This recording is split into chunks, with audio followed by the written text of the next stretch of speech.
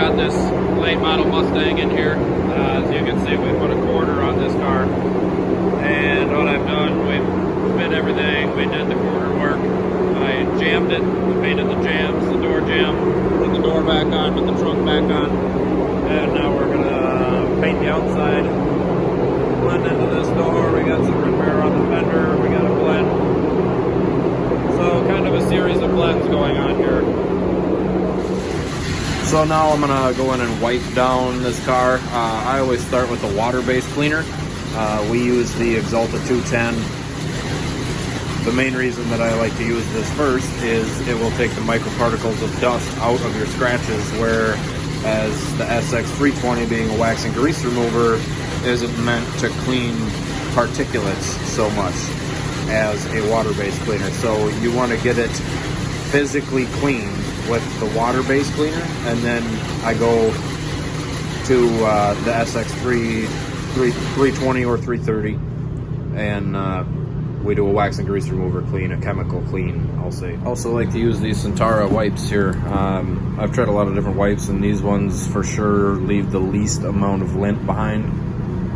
So now I'm gonna get ready to go in and spray some sealer. I'm gonna use the DAS 3027 with the DCX 3030 with 885. I'm gonna be using the new Eco HSE linear edition from the Spray Source. Of course, I've got my fisheye filter on there. These two guns here, this is a technically a base gun, but they're available in a 1.3 up to a 1.6, so I also like to use it for primer. It sprays primer really well, it sprays base really well.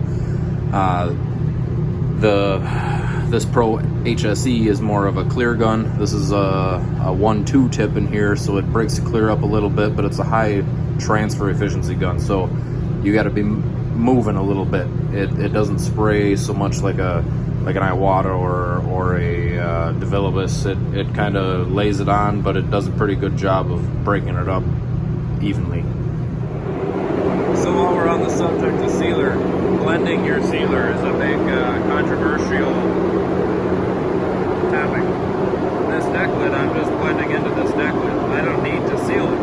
A lot of guys will tape this off, seal this, not seal this. Well, your sealer is the first step of your blend, your first step of color. So I always will blend my sealer and then blend my color.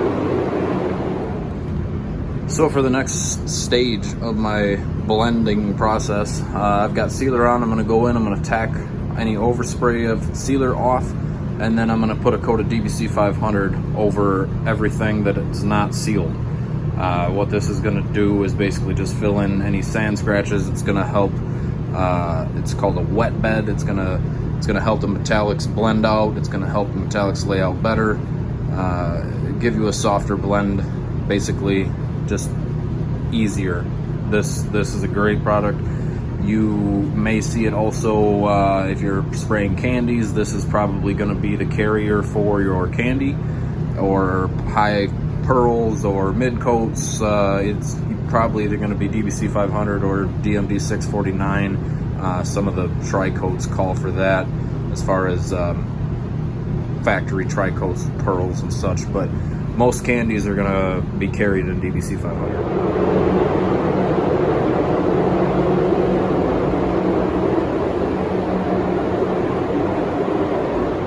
So now I'm going to get ready to go in and spray some base. Now I've got my DBC 500 down. I'm going to give it about 10 minutes to flash. I'm going to go in and start spraying base. In my base, this is L6 Kona Blue. I'm going to be using 895. There's quite a lot of metallic and a lot of pearls in this color.